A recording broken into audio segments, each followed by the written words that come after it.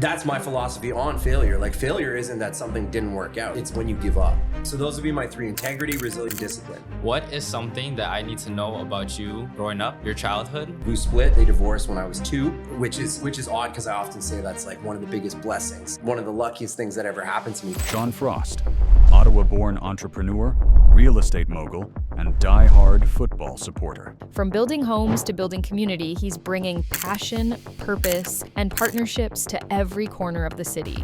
Today on Mindset Journaling, we sit down with the man who's proving that success isn't just about profit, it's about giving back. You had a fear of being forgotten. I do have a fear of being forgotten. This is definitely 1,000% an ego thing. I know who I am. I know what I do. I told myself I was never going to be in this position again. I absolutely hated it. I despised it. I was anxious. I wasn't feeling good about it. I was going to bed unhappy, but the money was coming in. Right now, I'm back in this position. Like, I've literally I can't believe I've done this to myself. You shouldn't be starting something being like, can really make this work and get rich. That's not my philosophy. It's What would you say the dark side of entrepreneurship? Quick 30 seconds before the episode starts, I just want to say a big thank you for tuning in today. It truly means a lot, and I appreciate you spending the next hour or so with me. If it's not too much, I have a small favor to ask. If at any point you find value in these conversations, it would mean the world to me if you would hit that subscribe button and follow the show. By doing so, it lets me know that these conversations do make an impact and helps the show reach more people who might need to hear this. Thank you, and let's begin.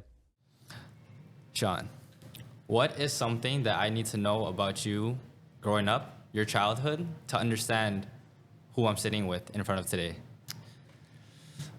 Well, that's a great question. So I think to the core, it's self-belief. I think that's kind of that was kind of a pillar that for some reason I've kind of had from the get-go.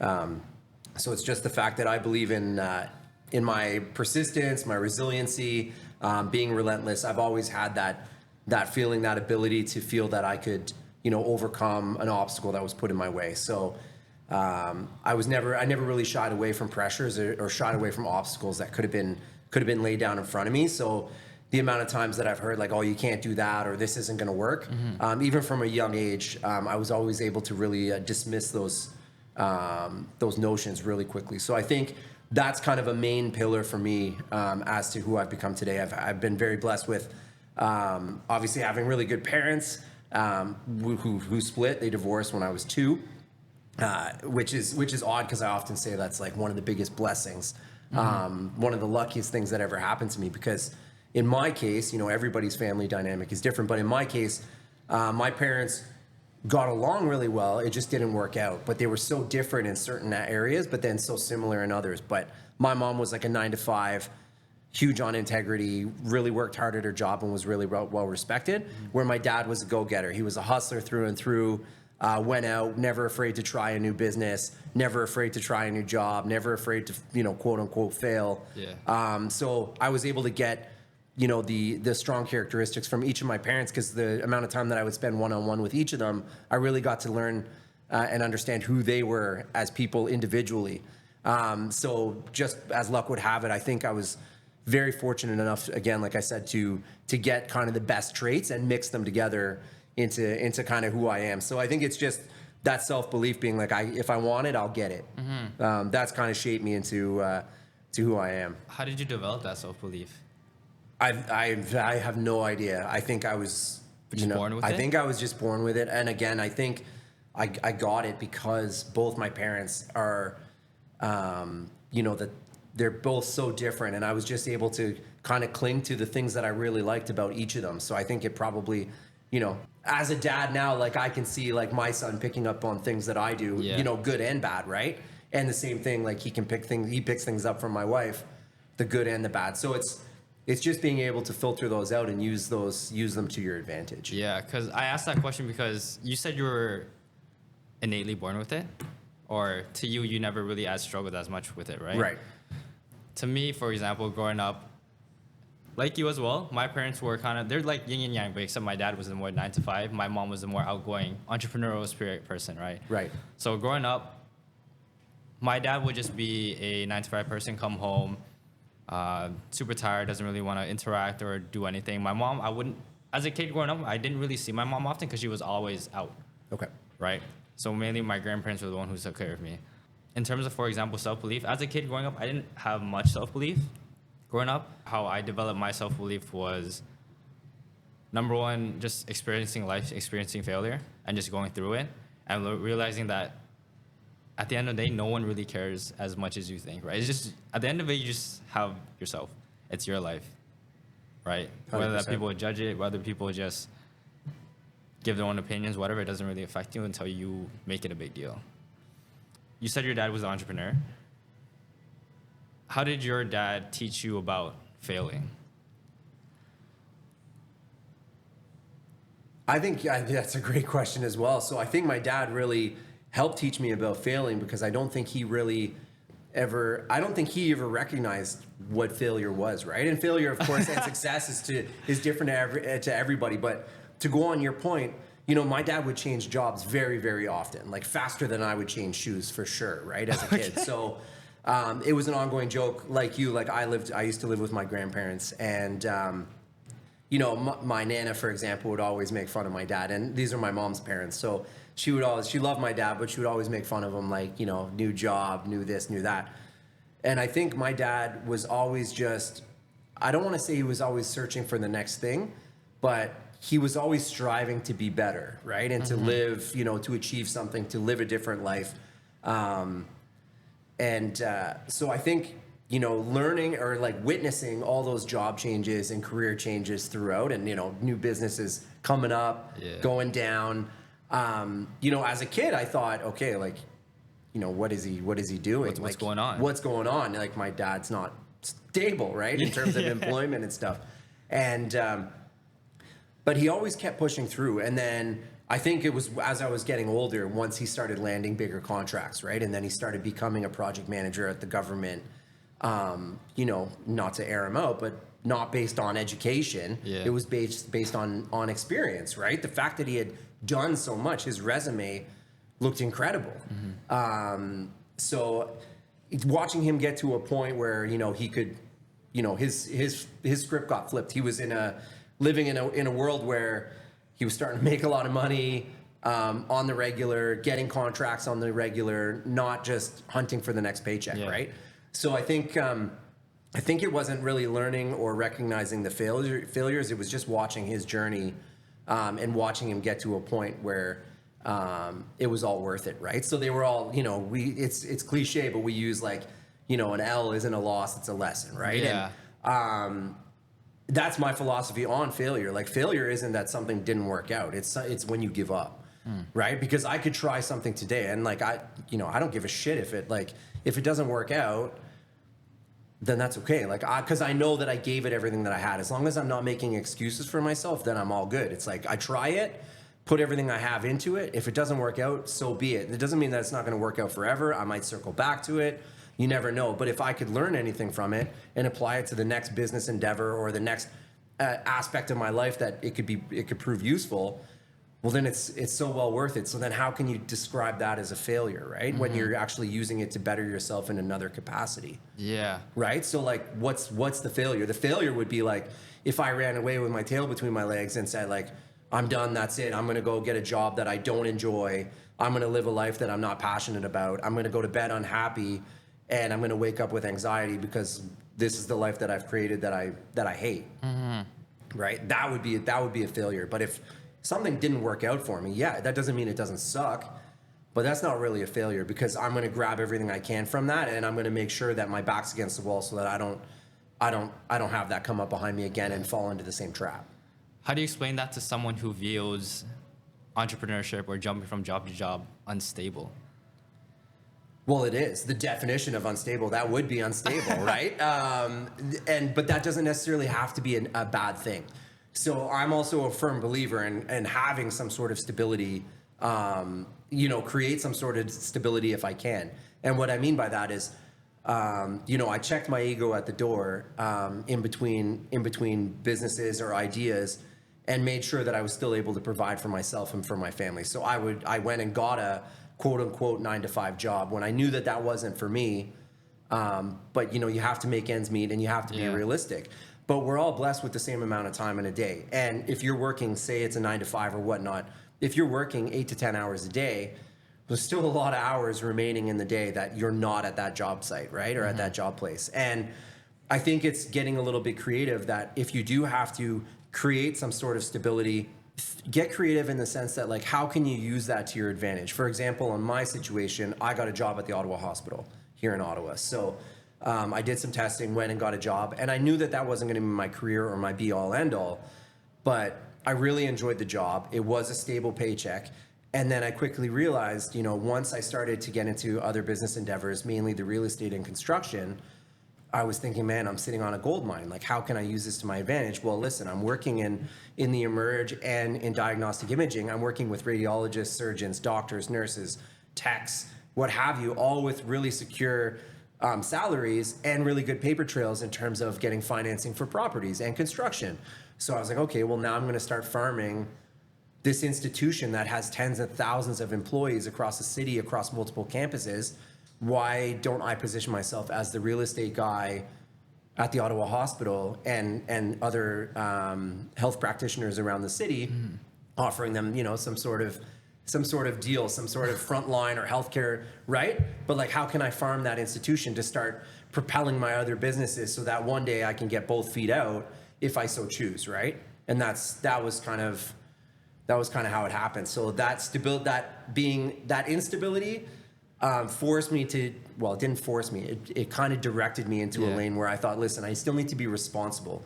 You can still make as many choices as you want and like go down as many rabbit holes as you want when you have a good idea or you're passionate about something, but you also have to be smart and realistic. And the reason that that's important is that you need to be making ends meet, because when you're starting something new, it shouldn't, in my opinion, it shouldn't be coming from a place where you're focused on the monetary value or on the money.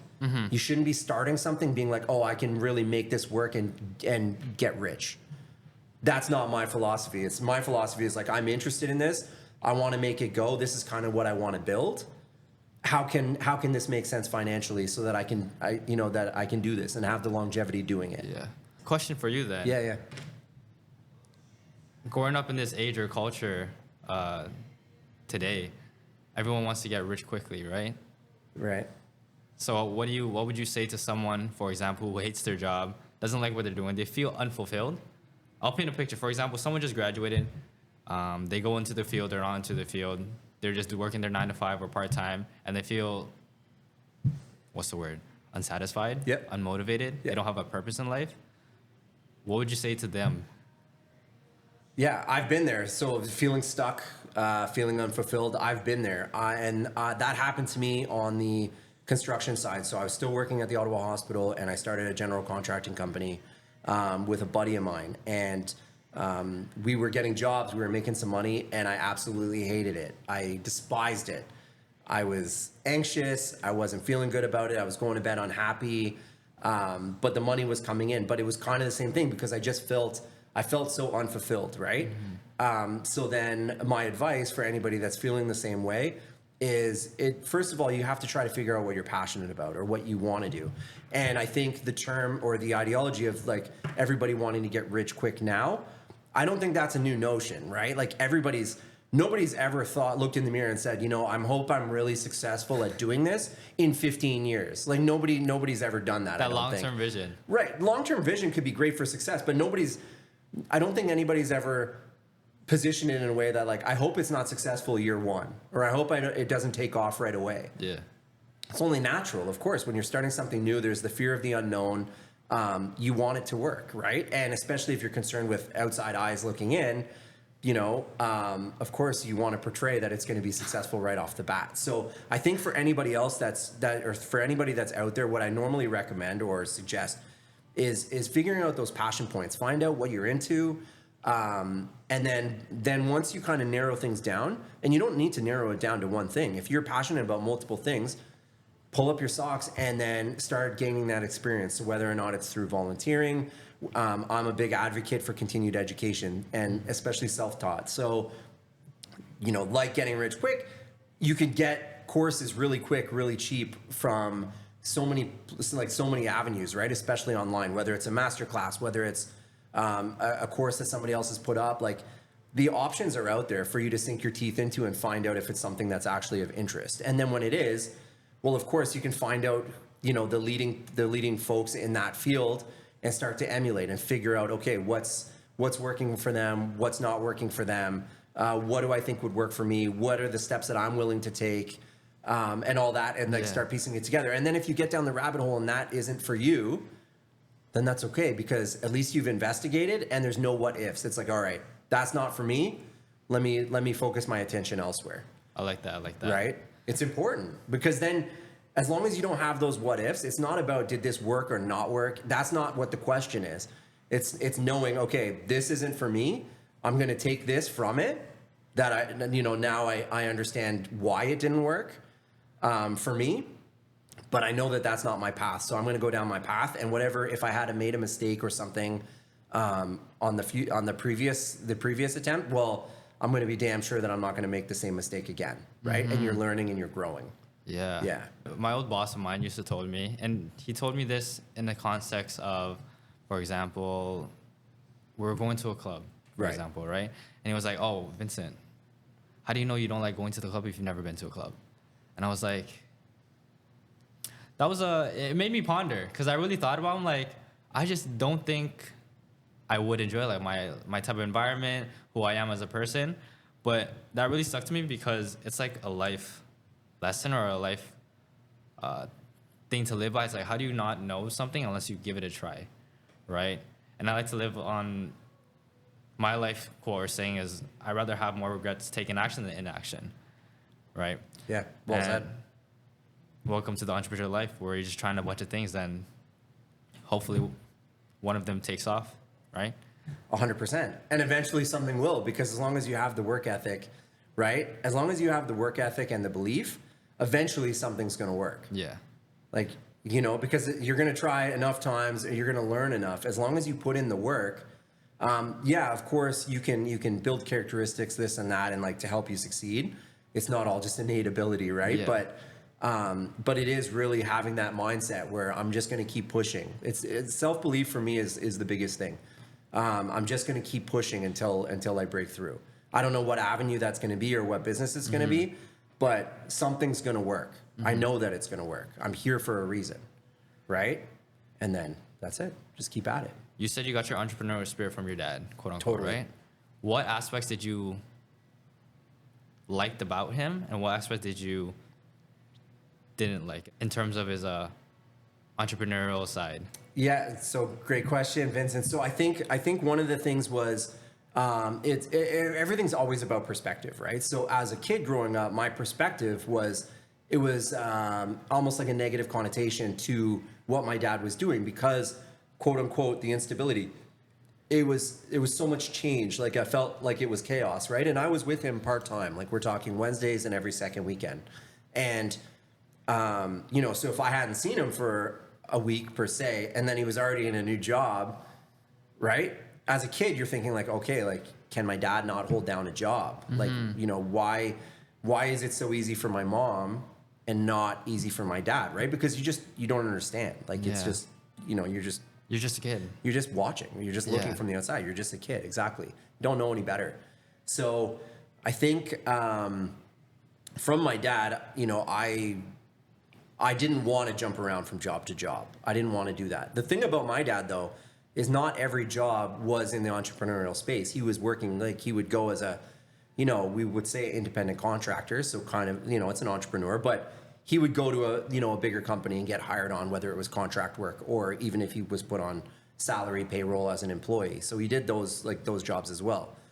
And I just didn't want to do that. I could hear him talking about his boss, or, I was around for conversations where he would talk about work or talk about this. And I knew for me, like, that's not what I want to be doing. One, I don't want to be talking about anybody else. Like I don't care. Right? Like, frankly, like, it's just, that's not to say I don't care about other people or care about hearing about their stories. I do, but I don't want to let that dictate how my life is. I don't want to be upset because of somebody else for something that I feel that they did. Sure, that happens, but not to the point that I was hearing it, just when you're growing up. Like, a lot of people that work in places where they have superiors, you know, they have conversations about them like, oh, this person's not great at their job. Life's too short. I don't have time for that, right? It is what it is at that point. So I think that from my dad was like really just watching him bounce around and so much change. I knew that's not something that I wanted to be in. With the success part where I wanted to, I don't want to say emulate, but where I was drawn to that was, you know, the idea, especially as a kid, of like not having a boss, right? Like I don't have a boss. I don't have anybody to answer to, and I don't have a problem with authority. But I do struggle with, and I don't want to say not being in control either. But I want to have a say. Like I do want to have my destiny in my own hands. When things go poorly, I'm never one to direct that blame somewhere else, right? Like other people can drop the ball and facts are facts, but at the end of the day, I'm very comfortable putting that on my shoulders to say, listen, like I might not have been the one that directly dropped the ball here, but I am the one that put myself in the position where I could be affected by the person dropping the ball. I didn't stumble into that. So at the end of the day, it's on me, but it goes vice versa with the successes. When something works out really well, I don't have to go and necessarily thank somebody else for, you know, benefiting me in that type of way. I can say, listen, I put myself in that room. I put myself in that position.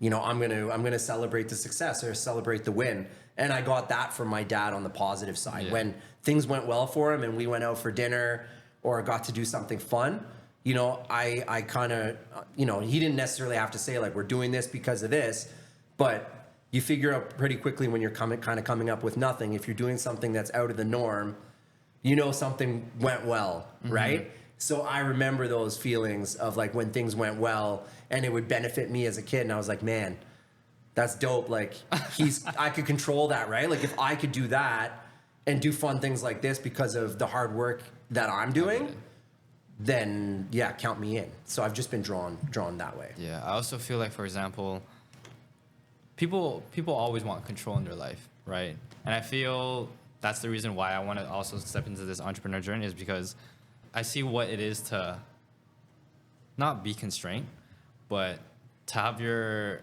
efforts, quote unquote, doesn't necessarily not mean anything as well, but you don't have much of a say, much of a power in terms of what you do. For example, in terms of the company, right? You can put in all your hours, your hard-earned work, sweat, blood, tears, but at the end of the day, a company could just fire you if they're short on payroll. 100%. Right? Or you do one bad week. Right, or like you said, you could be working as hard as you want, crush it that week, or crush it over the 2 weeks, right? And then you have a colleague that's doing nothing. And still getting paid the same. And just getting paid the same, right? So where's the reward, right? Like, yeah. It's an unfair life we live in, but... I have a confession to make. For a long time, I've been gatekeeping this. About 6 years ago, I implemented one habit that completely changed my relationship with money. I started tracking every single dollar that went in and out of my accounts. It began completely manual from pen and paper, then somehow moved into my Outlook calendar. Weird, yeah, I know. And eventually evolved into a fully automated spreadsheet. And that one habit changed everything. It gave me complete clarity on how much money was flowing in and out of my accounts. No more guessing, no more feeling anxious whenever I opened my banking app. I could finally see why I felt like there was never enough left over. Most people think they have an income problem, when in reality, they just have a clarity problem. That's why I turned my personal system into a digital financing template, so you can replace financial stress with clarity and start designing your life with intention. Just head over to the link down below in the description and enter code S2 for 25% off. Thank you. And now let's get back to the show. Sean, if you were to list down some traits or some key attributes that would make someone a successful entrepreneur, what would they be? But hold it right there. Okay. I got a little something. So I got little blocks over here, Okay. and they all have attributes of someone who would be a successful entrepreneur. Okay, I like it. So we got, what do we got here? We got self-awareness, we got hardworking, we got resourceful, discipline, integrity, problem solver, risk taker. What else is this? People skills, focus, resilience, adaptability, innovative. What are these? Time management, marketing, and discipline. Okay. If I were to give you all of these, Yep. and you only had to choose 3 to be your core foundation to build this quote unquote successful entrepreneur, what 3 blocks would you choose? I like it. Vincent, I like it. Okay. Well, integrity is number 1. That's the easiest one. Second, what do we got here? So not risk taking. Time management is massive, but just starting out, right? Mm-hmm. Just starting out. Just starting out. 3 core things that someone with these skills, it would take them far. Okay. I'm probably going to leave hardworking out because I feel like that is a little bit redundant. I feel that if you're looking to get into the entrepreneurial space, like that's an automatic, right? So to get I think resilience is another huge one. So that's kind of the battle there is between resilience and hardworking. I think resilience, sort of falls in the same category as hardworking. Yeah.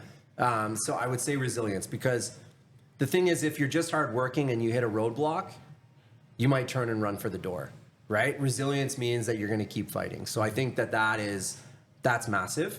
And then, even people skills is tricky because it depends on what space you're getting into. So Yeah. of course it's important, but it might not be the be all end all. I think time management is probably going to be,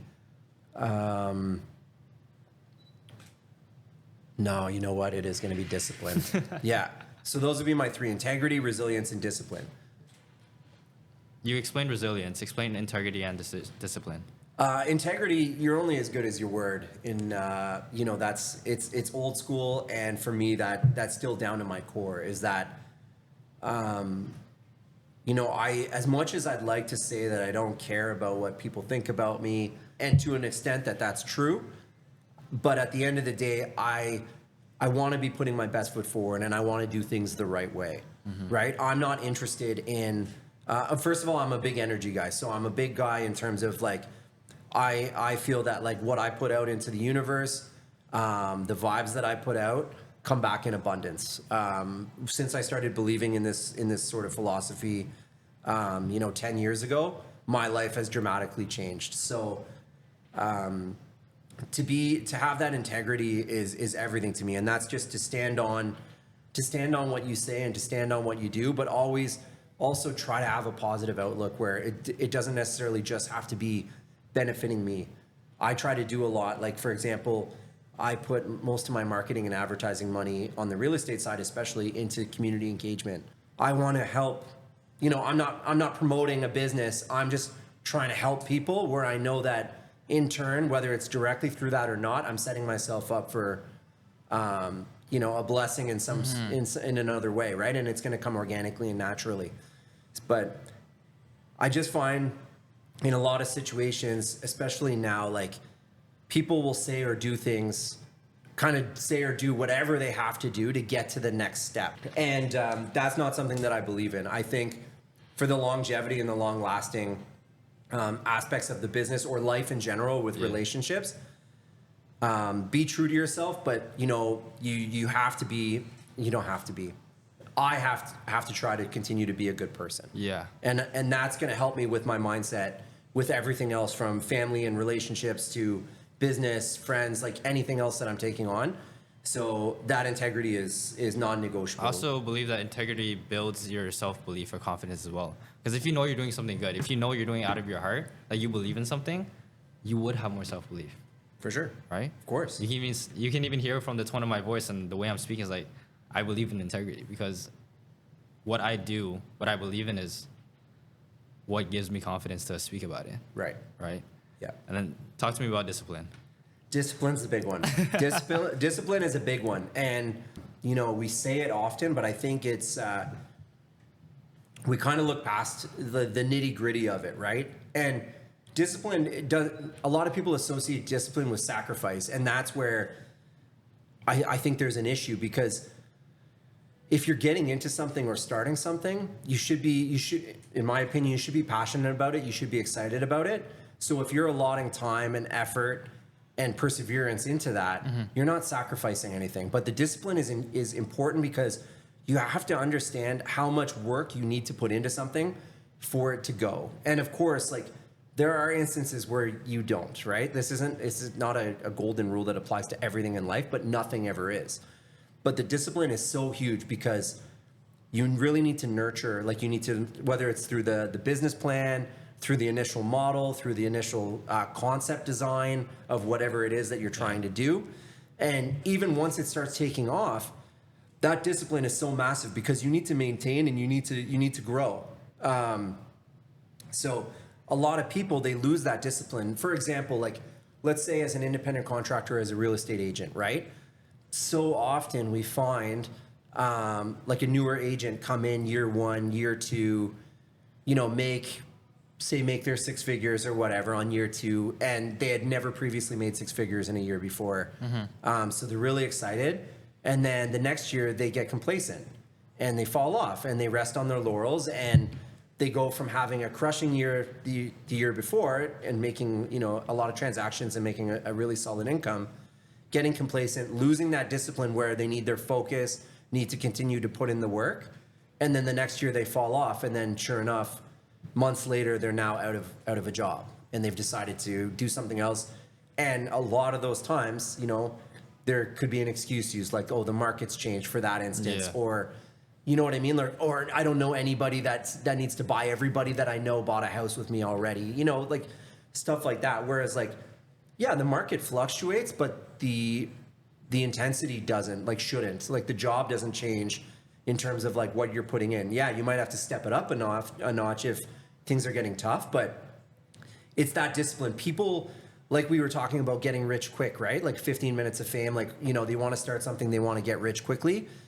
People lose that. Like, it gets lost in the sauce where it's like, you have to maintain that. Like, if anything, if you're already getting successful and you want to grow, you're probably going to have to implement a little bit more. You're going to have to give it more drive. You're going to have to push the envelope to break through to get to the next level, right? We were talking about levels. So that discipline is massive, because that's where I separate myself from a lot of my competition is through that discipline, where, and it comes with attached to the self-belief, where I'm my own worst critic, and a lot of times to a fault, right? There's nothing that somebody else is going to say about me that I'm not already saying about myself worse, right? So I know that if I'm slacking and I'm letting loose a little bit on my discipline, I know that it's on me. So then I start to feel, you know, I feel guilty. Like, I know that I need to step it up. Discipline is massive. I was surprised you didn't choose focus. I thought focus would be in one of the top three. Yeah. Because there's so many people who just jump around from shiny object to shiny object syndrome, where if they just kept that focus in what they were doing and just had a long-term outlook, vision, sticking to just one thing, figuring it out, I just thought you would pick focus more. And fair enough. It is important, definitely important. But I think for me, the discipline trumps that, because if you just grab something and you focus on it, but you're not all in and you're not pushing it pedal to the metal and staying on top of it every day, you could focus as much as you want on anything. It doesn't mean that you're going to achieve it or going to get it. Fair. Right? So I think really working and staying locked in, but which is the focus, but being locked in and really putting in the work, and the resiliency comes in there, where, like, you're not going to necessarily take the first no for an answer. People might say no, that who cares? Totally fine. Be resilient. Keep pounding away, right? And by doing that, you have to stay disciplined. There's a lot of people in life who are not necessarily stuck, but they feel stuck. Yep. In their jobs, doing things that they don't really feel passionate about, just because they have to make ends meet, right? They feel stuck in whatever industry they are, and they're still trying to find and figure out what they want to do in life, right? For you, Sean, I know you're big on real estate. Did you figure out that real estate is for you, or are you still trying to figure what is for you. Right. No, real estate is definitely for me.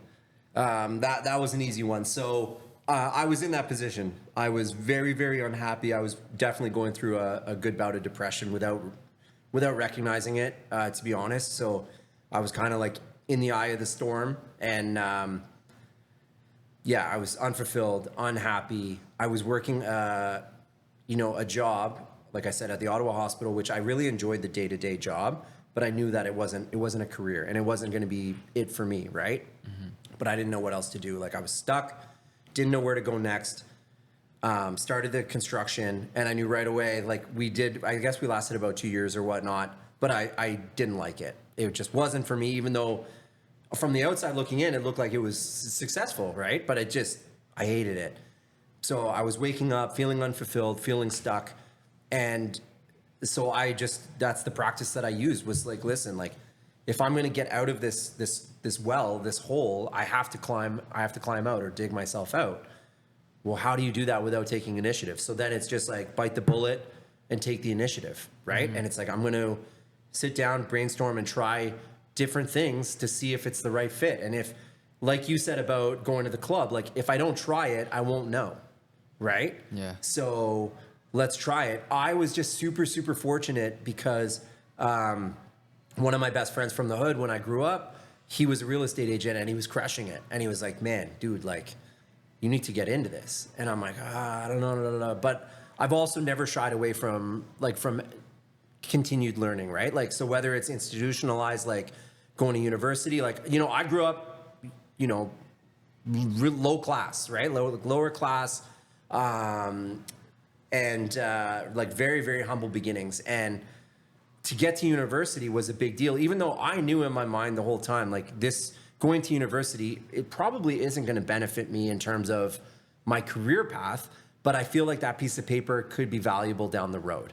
And, there was also the pressures, like the family pressures and whatnot of like, oh, like, what are you going to do post-secondary? And like, like all those. So like, at the time I was also doing what I felt was expected of me and what I felt was quote unquote right. Mm-hmm. Do I use that piece of paper for anything? Absolutely not. Is it framed in my office on the wall? Yeah. Do I look at it? Not really, but it's there, and it's still another feather in my cap, and it's an accomplishment, especially knowing that I was really only 1 foot in. Like, I barely attended, right? But I was still able to graduate. Yeah. So I think it's just like, it's just being optimistic about trying different things. But when you try it, it's not to like, just like a flash in the pan, like try one attempt and be like, oh, you really have to sink your teeth into it and try it. And just know that, again, you're opening a door, and if that door closes and it's not the right path for you, then check it off your list and then move on to the next. Can it be frustrating? Of course it can. If it was that easy, then what's the point, right? Mm-hmm. And that's life in general. Like, if it's smooth sailing throughout, well, then how do you ever actually really appreciate or value anything? If everything's always easy, like, where's the fun in that? There's no real growth. There's no growth. And so if we're going to do it like as a sports analogy, like, let's put it, you get drafted and you get picked for, there's a team that's currently going through a dynasty. So you get picked, and as a rookie, you win the championship. The next 3 or 4 years, you win a championship. You stay, and you're always like in playoff contention, this, that, and the other, right? That's great. And like, again, you've worked really hard, obviously the path before that to get to this point, and that's amazing. But for me, I always associate it with like, I want to get drafted as a high draft pick, because I've put in the work and I'm a standout and I've had that self-belief. I get drafted by a team that's, basically bottom of the barrel.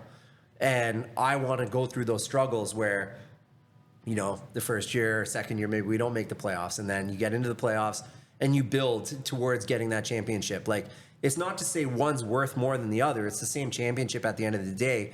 But my mindset is probably going to be different if I have that struggle to get there, as opposed to walking into it as a rookie where I may not be contributing as much as needed, right? Because I have other guys carrying the load. So yeah, for me, it's more like that. Like, I would rather try and push through a bunch of different things and see what sticks, and ultimately make that a breadwinner.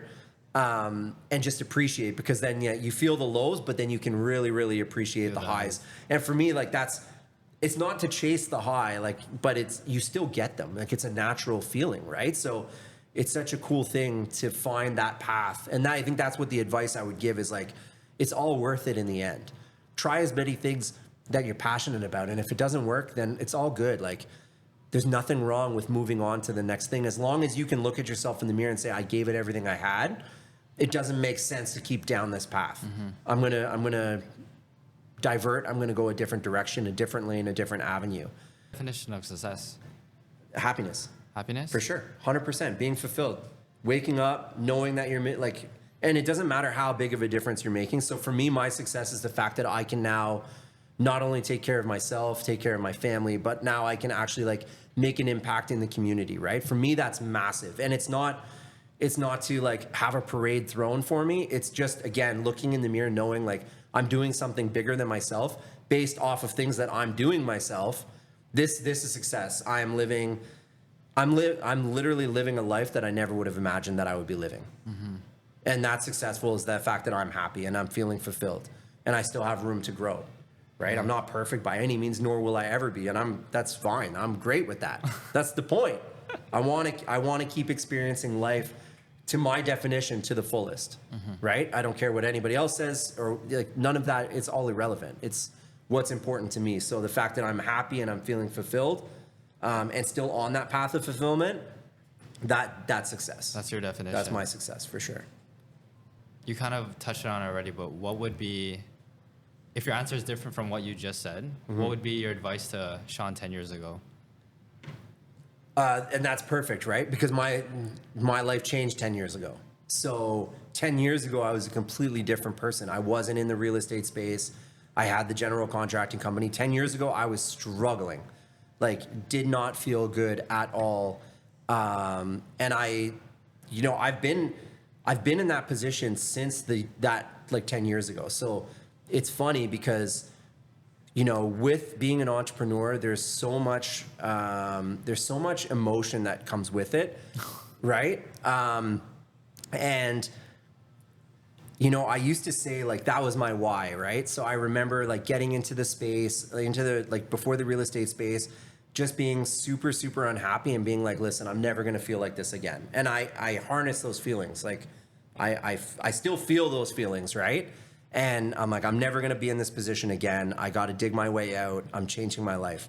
And I've done that, but throughout the 10 years, there's still been instances where things come up where you feel those feelings again, right? No matter how hard you try, I was like, I'm never gonna go to that place again. And through unforeseen circumstances, this, that, and the other, I've ended up there on different times, right? And like now we're talking like I'm living a totally different lifestyle. I have, if you look from the outside looking in, I have so much going on the positive side, which is incredible, and that's not lost on me. But it doesn't help. It doesn't always change the way that you feel. So I think 10 years ago was a great spot for me to reference in my life as to like, this is what I do not want. But then at the same time, I'm also thinking like 10 years ago, I was on the cusp of making a change and making the right change, right? So I think it goes down to the self-belief too, is knowing that 10 years ago, I was in probably the most unhappiest spot that I had ever been in. But I still had the power and the strength to make a change and make a move. So then since then, nothing's ever quite got to that point. So it's like, okay, if I could come out from the other side when I was feeling like that and feeling terrible, well then how could anything stop me from then on out? So whenever now my back's against the wall and I feel terrible about something, like I'm just not feeling good, I'm not in a good space, I can refer to that and be like, listen, like I did it then, I'll do it again, right? And it honestly just comes with the territory. That's life. Like no matter how much you prep or how much work you put in, shit happens, man. Just roll with it. Things always happen. Yeah. Unforeseen things will always happen in your life. You just gotta learn how to adapt to it. That's right. Going through your life, going through your journey so far, what would you say the dark side of entrepreneurship? It's the loneliness, for sure. It's depending on what the team and the people that you have around you, it can get extremely, extremely lonely. You're putting in work. At the end of the day, there's a ton of pressure. Like, and again, not speaking for everybody, but speaking for myself, I do feel a ton of pressure, right? I've got a wife at home. I've got a son at home. I need to provide. I've got a ton of bills. I've got a lot going on that I've, basically self-inflicted. I've created all these opportunities, which are amazing. But like we said, not every day is an amazing day, right? Like sometimes things just happen. And I think it's the being able to, carry those pressures. It's sometimes it can feel like a burden, and it's the loneliness. It's, it's the staying up and working while everybody else has gone to bed. It's getting up before everybody's up. It's being on the road, depending on what business it is, but like, for real estate or in the arts, like with the music or the wrestling or whatnot, spending a lot of time in the car alone, right? For example, like it's just, there can be a lot of loneliness, especially when things aren't going well and you're looking around and there's nowhere else really to turn to and it's all on your shoulders. Like it can be a lot and you feel it. So, I think it's the loneliness as the negative to start.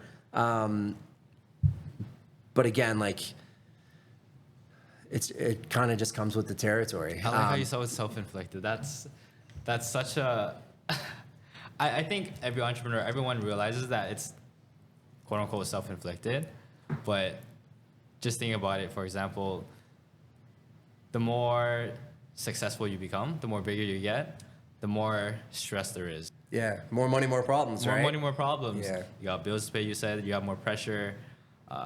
There's media outlets, like you're on camera now. Right? And that can feel like a lot of pressure, stress, and burnout as well, right? For sure. Surrounding yourself, like having that support system is absolutely crucial. So whether or not we were going to touch on that later or not, supporting, like having that support, having that stability of the right people around you is monumental. Mm-hmm. It is literally a game changer to have people in your corner. They don't have to have anything to do with any business or anything like that. It's a key necessity in terms of living a happy, healthy life, is having people that you can turn to and count on. How did you build your support system? I've been lucky. Like I said, I grew up humble beginnings. I grew up in a very, very low income project, but like, yeah.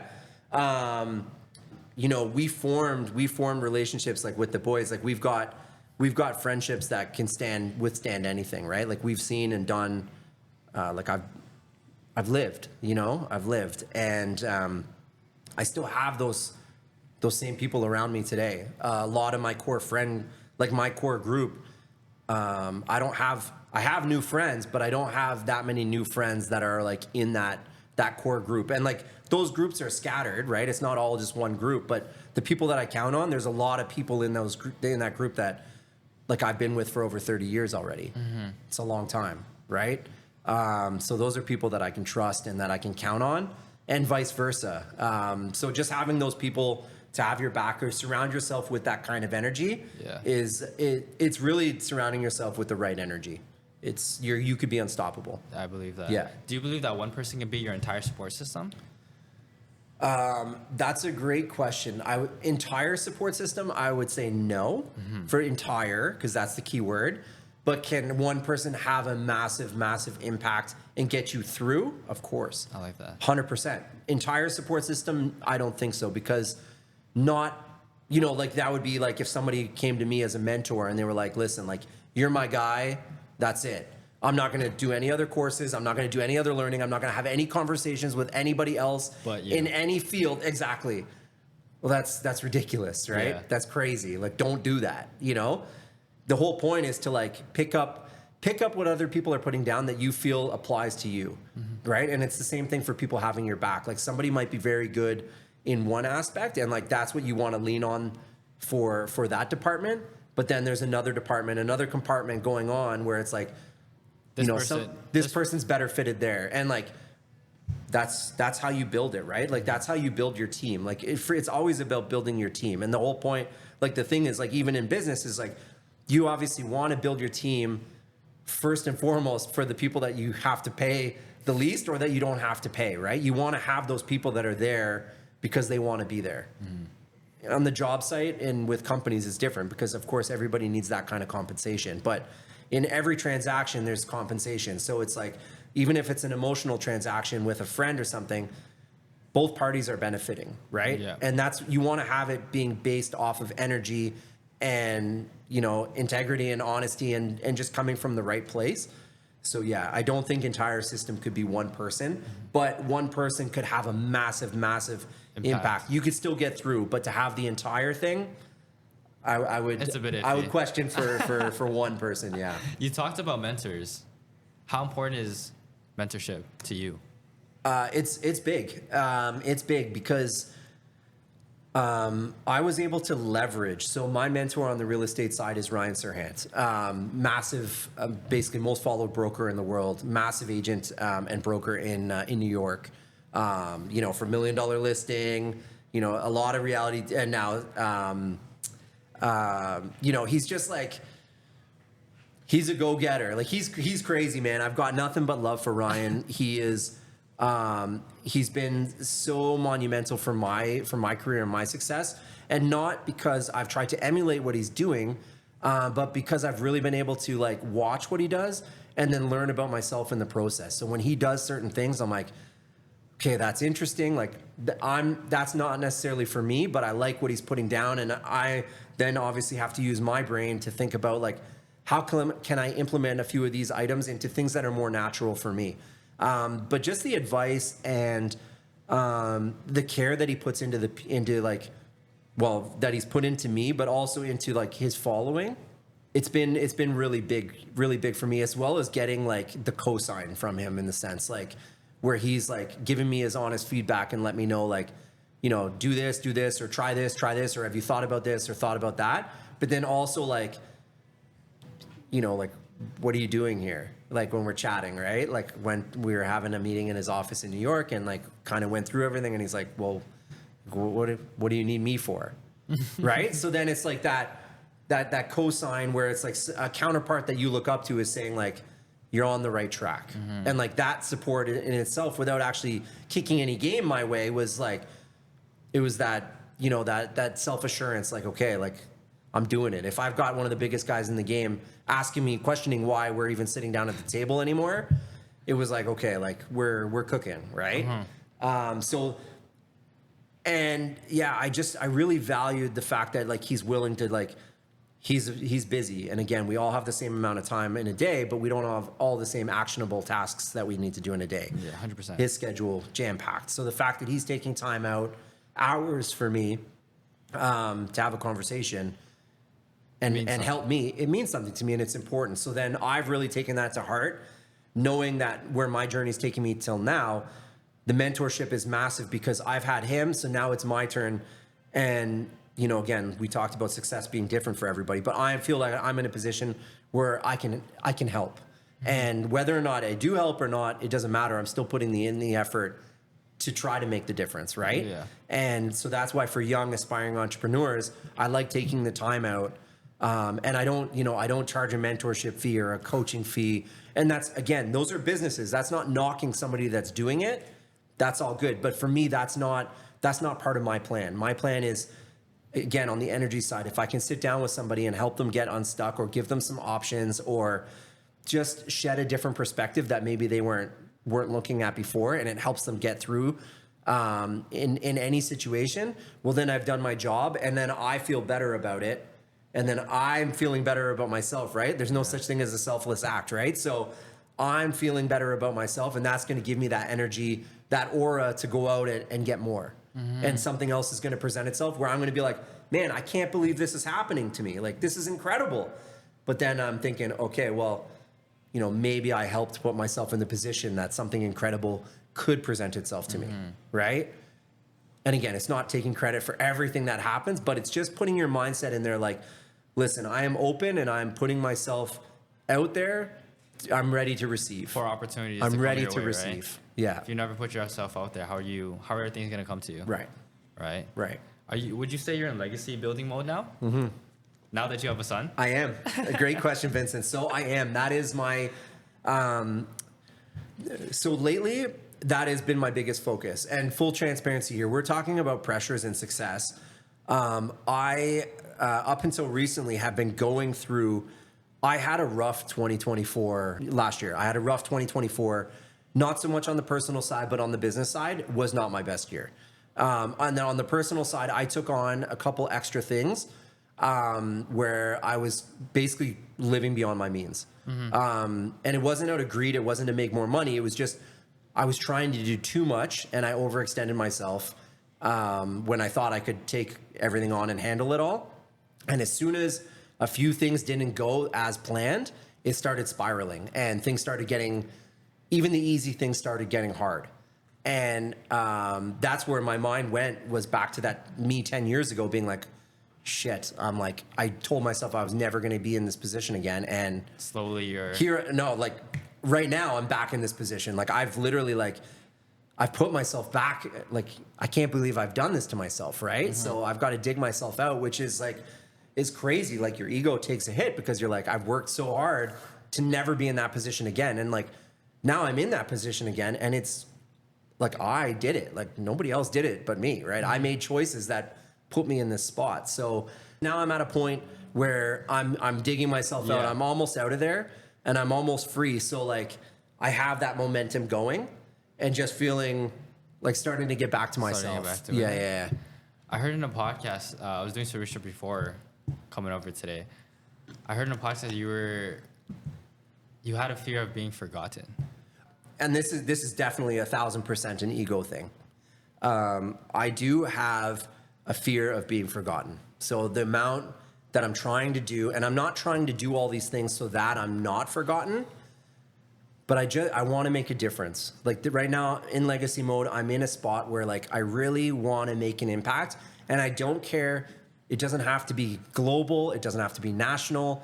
I just want it to do something where at the end of the day, I can hang up my hat when it's all said and done and be like, I did everything that I set out to do and that I felt was right. And so right now I have that in multiple prongs. So in one aspect on the real estate side, a buddy and I have some land in the middle of a residential neighborhood, and eventually we want to develop that area. And I'm building custom homes now.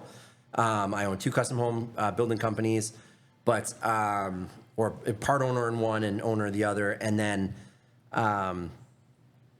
so I want to do that, and that's brick and mortar. So that's pretty cool because in terms of legacy mode, like those structures are up and they stay there. So every time I drive by, anytime I'm out for a drive with my son and like we pass something, it's a really cool legacy way for him to say like, my dad did that, or my dad was part of that and he's making an impact.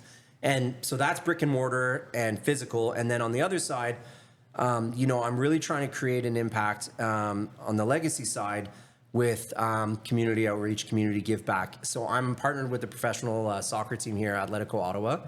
And the whole focus of the partnership is not to buy and sell and get more leads for real estate. The whole thing is for what's the impact that I can do? Because again, it's all coming out of passion. I'm passionate about the soccer club. And,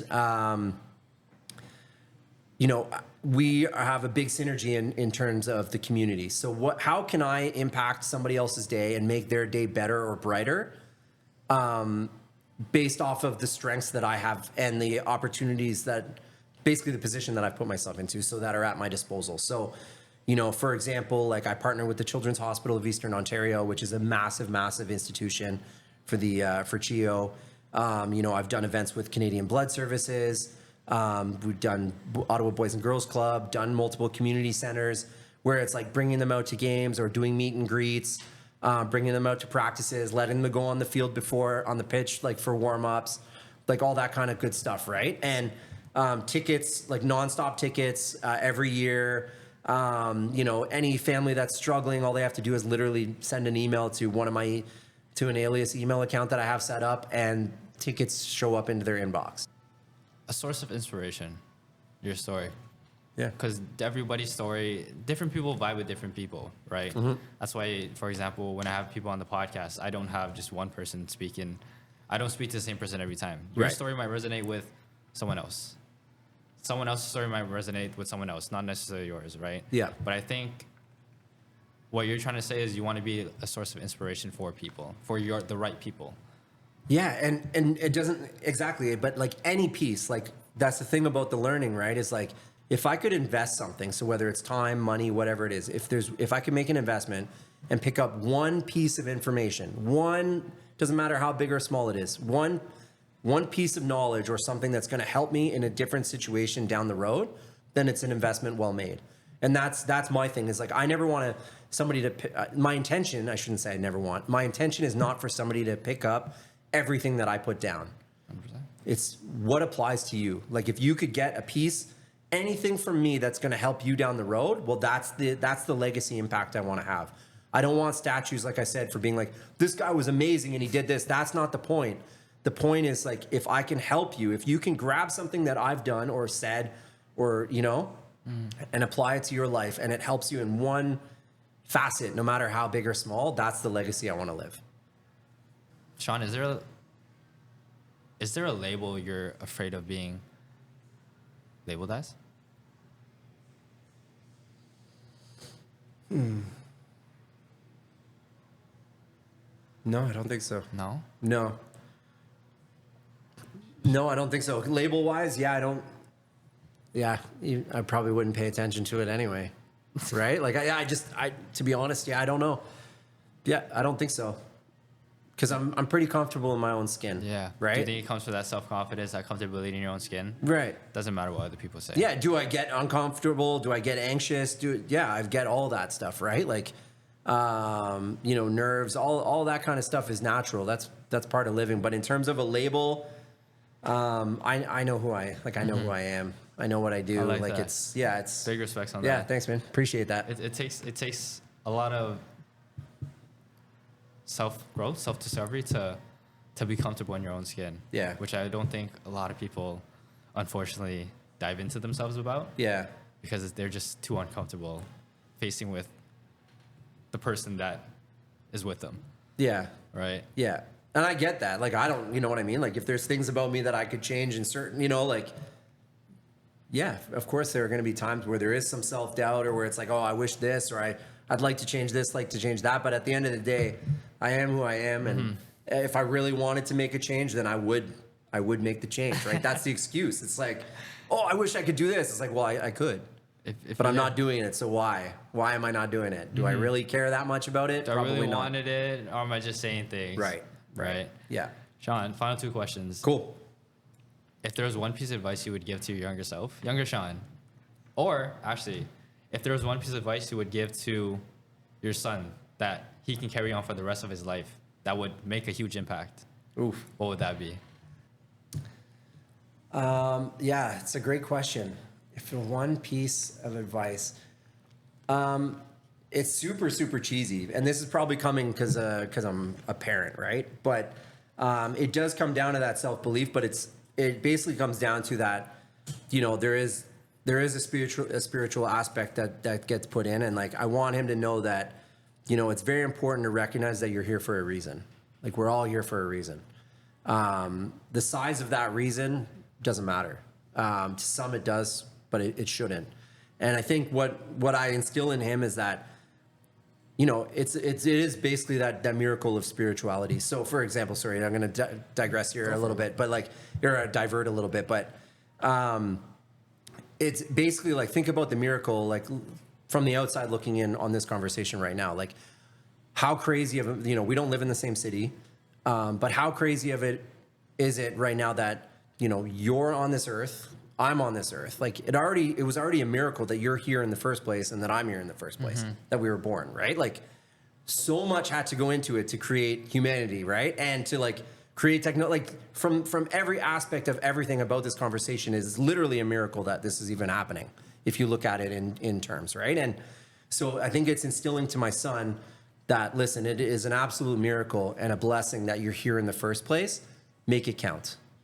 Grab the ball and run with it, really, because like, it's so precious that you have a life to live in the first place. And like, especially because he is healthy, you know,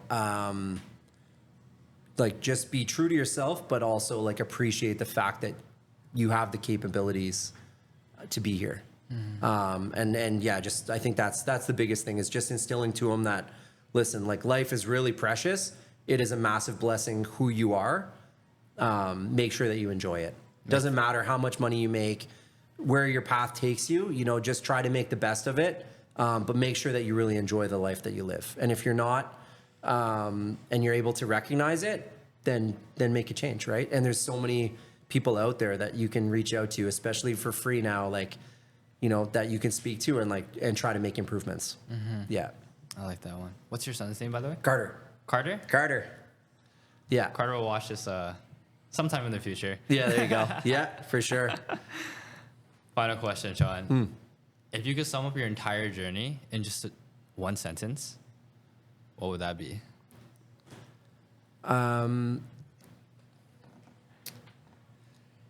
In a sentence, I would probably break it down, to be honest. I would probably just break it down to like keywords, you know? To be really simple, because I think to break down my life in a sentence, it would be tough. Like, cause there's a lot of compartments, right? So I would say,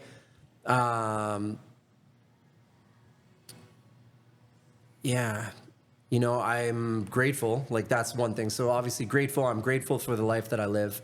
Incredible. Like, I do live an incredible life to my standards, to how I envisioned like my life going. And that's the cool thing. It's like my life went in a way better direction than I ever thought that it would, which is a really cool thing to reflect on, right? Like, it's like, man, like I knew that there was something big for it, like something bigger for me.